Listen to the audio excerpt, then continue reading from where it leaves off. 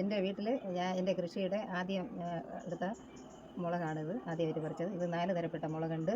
ഇത് ഒരു കല്ല മുളകെന്ന് പറയും. ഇത് നല്ല എരിവൊക്കെയാണ്. ഇത് കല്ല മുളകാണ്.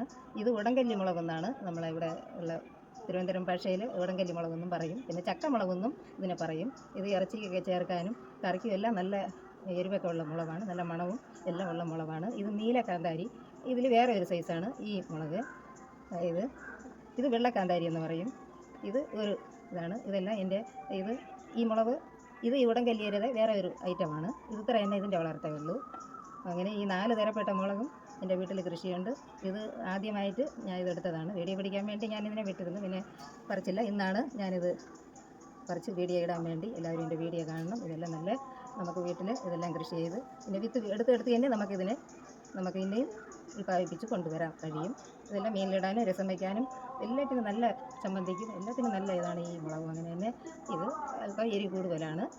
എല്ലാവരും എൻ്റെ വീഡിയോ കാണണം. എല്ലാ മുളക് കണ്ടല്ലോ. ഈ കാന്താരി പഴുത്തപ്പോഴാണ് അതിങ്ങനെ ഈ കളറായി. ഇതും പഴുത്ത് പോയപ്പോൾ ഇത് കല്ല മുളകും നല്ല കളറടിച്ചിരിക്കുകയാണ്.